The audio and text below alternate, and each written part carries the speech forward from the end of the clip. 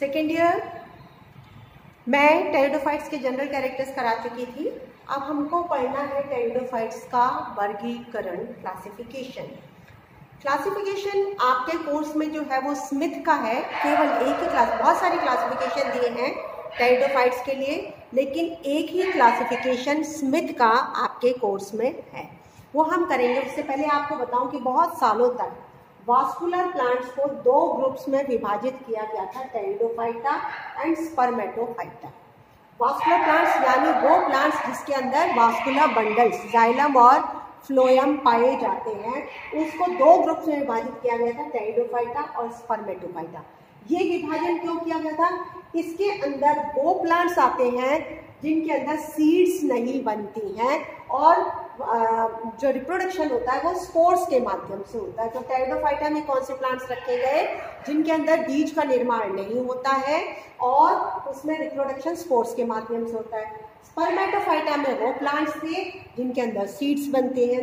इसको फिर दो में अगर वापस दोबारा विभाजित किया गया, जिम्नोस्पर्म्स और एंजियोस्पर्म्स। जिम्नोस्पर्म्स में जो सीड होते हैं वो नेकेड होते हैं, जो ओव्यूल होता है उसके बाहर ओवरी नहीं होती है। एंजियोस्पर्म्स जो सीड्स होते हैं वो किसके अंदर होते हैं? फल के अंदर होते हैं, यानी ओवरी किसमें परिवर्तित हो जाती है? फल में। तो यहाँ पे जो सीड्स हैं वो कवर्ड होते हैं, यहाँ पे जो सीड्स हैं वो नेकेड होते हैं। तो ये बहुत सालों तक ये वाला वर्गीकरण दिया गया था कि वास्कुलर प्लांट्स को टेरिडोफाइटा और स्पर्मेटोफाइटा में विभाजित किया गया है सीड्स के बेसिस पे, समझ गए? लेकिन बाद में देखने में मिला कि कुछ फर्न्स किसमें आते हैं? टेरिडोफाइट में।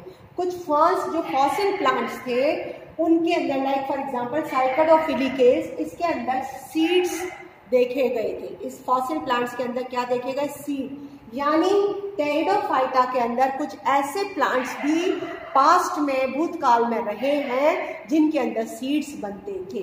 तो उस आधार पे अब हम टेरिडोफाइटा या स्पर्मेटोफाइटा विभाजन नहीं कर सकते हैं। तो साइंटिस्ट ने फिर एक जनरल टर्म दिया इन सब के लिए, टेरिडोफाइटा और स्पर्मेटोफाइटा का क्या दिया? ट्रैकियोफाइटा। ट्रैकियोफाइटा का मतलब ऐसे सारे प्लांट्स जिसके अंदर वेल डेवलप्ड वास्कुलर सिस्टम होता है। तो कौन से फाइलम में रख दिया टेरिडोफाइटा स्पर्मेटोफाइटा को? ट्रैकियोफाइटा में, यानी ऐसे सारे प्लांट्स जिसके अंदर वेल डेवलप्ड वास्कुलर सिस्टम पाया जाता है।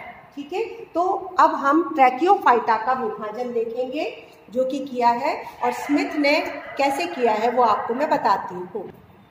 स्मिथ का जो क्लासिफिकेशन आपके कोर्स में है, स्मिथ का जो क्लासिफिकेशन है, इसको आपको याद करना है क्योंकि बहुत इंपॉर्टेंट है और जनरली एग्जाम में आता है। अगर आप ये वर्गीकरण याद कर लोगे यूनिट 1 में से तो ये क्वेश्चन आपको मिल जाता है। बाकी पार्ट आप ना भी करोगे तो एक क्वेश्चन यूनिट 1 का आपको मिल ही जाएगा। तो स्मिथ ने 1955 में टेरिडोफाइट्स का वर्गीकरण दिया था, और जो वर्गीकरण स्मिथ ने 1955 में दिया था उस वर्गीकरण को 1957 में बोल्ट ने, 1957 में बेंसन ने और 1959 में जिमरमैन ने, इन्होंने भी उसको अडॉप्ट किया। यानी इसी के आधार पर उन्होंने अडॉप्ट करके अपना वर्गीकरण बनाया। किसने? बोल्ट ने 1957 में, बेंसन ने भी 1957 में और जिमरमैन ने 1959 में। इन लोगों ने भी इस पूरे वर्गीकरण को अडॉप्ट किया। सबसे ज्यादा ये प्रचलित हुआ, इसीलिए ये आपके कोर्स में केवल एक ही वर्गीकरण है। तो स्मिथ ने वास्कुलर क्रिप्टोगैम्स यानी टेरिडोफाइटा को 4 डिवीजन में विभाजित किया है। स्मिथ ने टेरिडोफाइटा को टोटल 4 डिवीजन बनाए हैं, साइलोफाइटा, लेपिडोफाइटा, कैलेमोफाइटा और टीरोफाइटा। ठीक है, ये 4 डिवीजन है। अब एक एक डिवीजन को हम लेते हैं। साइलोफाइटा को फिर विभाजित किया एक क्लास में, साइलोफाइटिनी।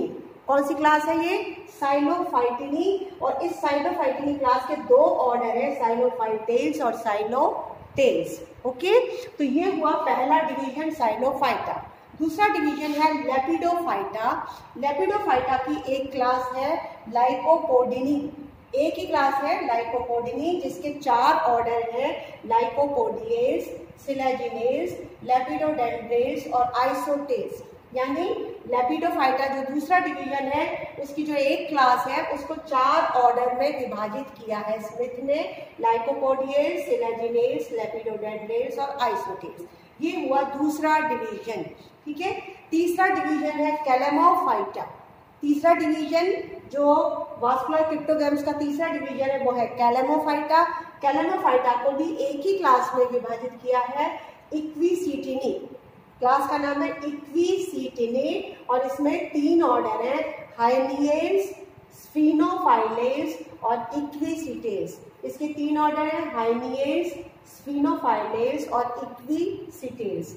फिर आता है टीरोफाइटा, चौथा डिवीजन। टीरोफाइटा जो चौथा डिवीजन है उसकी एक क्लास है फिलिसिनी।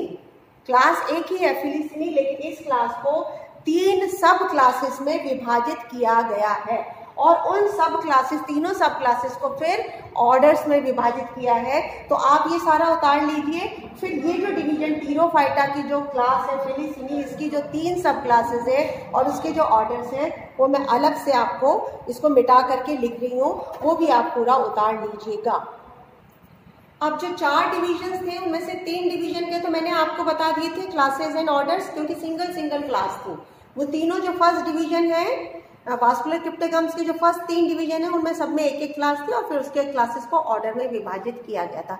चौथा जो डिवीजन है टीरोफाइटा, चौथा डिवीजन टीरोफाइटा के अंदर क्लास तो एक ही है फिलिसिनी, लेकिन उसको 3 सब क्लासेस में विभाजित किया गया है। टीरोफाइटा डिवीजन की एक क्लास है फिलिसिनी। इस फिलिसिनी को 3 सब क्लासेस में विभाजित किया है। पहली सब क्लास है प्राइमोफिलिकेस, दूसरी सब क्लास है यूस्पोरेंजिएट, तीसरी सब क्लास है लेप्टोस्पोरेंजिएट। ठीक है, पहली जो सब क्लास है उसके अंदर 3 ऑर्डर है, प्रोटोप्टेरिडेस, सिनोप्टेरिडेस, आर्कियोप्टेरिडेस। यानी प्राइमोफिलिकेस के 3 ऑर्डर, प्रोटोप्टेरिडेस, सिनोप्टेरिडेस एंड आर्कियोप्टेरिडेस। उसके बाद जो दूसरी सब क्लास है यूस्पोरेंजिएट, इसके अंदर 2 ऑर्डर हैं, ऑफियोग्लॉसेस, मैरेटिएस, ऑफियोग्लॉसेस एंड मैरेटिएस। जो तीसरी सब क्लास है लेप्टोस्पोरेंजिएट, इसके अंदर 3 ऑर्डर हैं, फिलिकेस, मार्सिलिएस एंड सैल्विलिएस। ठीक है, तो ये हुआ कंप्लीट स्मिथ का वर्गीकरण टेरिडोफाइट्स का। टेरिडोफाइट्स का जो वर्गीकरण स्मिथ ने दिया है ये बहुत इम्पॉर्टेंट है।